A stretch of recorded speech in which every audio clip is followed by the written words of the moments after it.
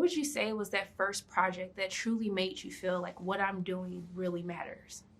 Well, I've been lucky on most of the Marvel projects to feel that way. And even going back, working with Hugh Jackman on this movie takes me back to my very early days at Marvel, where I worked with Hugh on the first X-Men movie.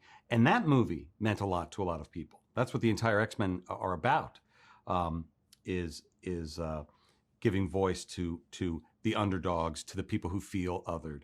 And I think that mattered a lot when that first movie came out. So for us, when we decide which characters to bring to the screen, there's almost always that notion of who can we touch in a way other than and excite and exhilarate the way these movies need to, but also on a personal level. I love that. I mean, it's the moments. I love that this movie is funny, it's lighthearted, but it's those moments where like Wade's humanity peeks out for a moment. Exactly. That's what really connects. Well, and I'm glad you noticed that and pointed out. I think most of the advertisements are the jokes and the quips, but that piece that we did just put into our final trailer is really what the heart of the movie is. And as people see the entire thing, I think they'll really feel it even more.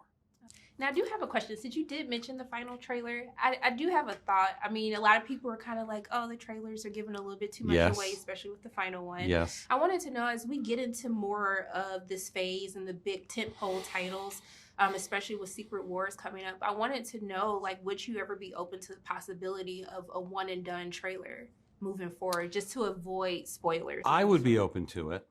I don't know that the marketing department, who knows better and who knows that we have to appeal not just to the people like ourselves that watch every trailer and analyze every shot, but the people who are busy doing other things with their lives that we have to get in touch with to let them know the movie exists.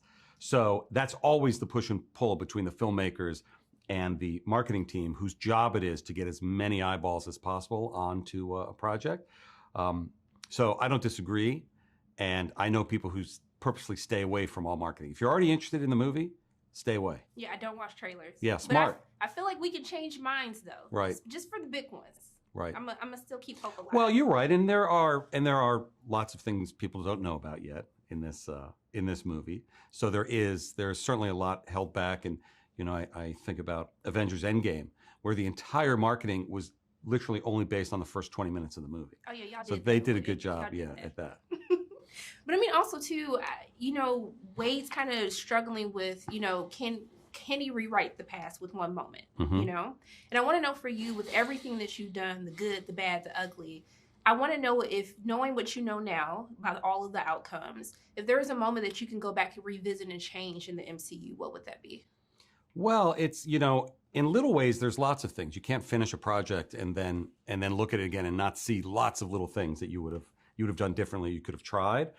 On the big picture, though, we've been very lucky. We've been very lucky that I'm very proud of almost every project we've made and every decision we've made.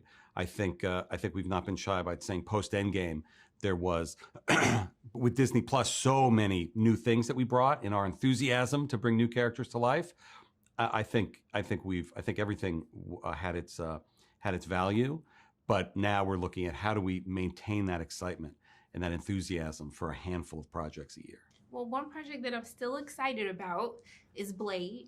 Yes. And I do want to know, like, are you still committed to making sure that it comes out? And if so, I mean, I hope the answer is yes.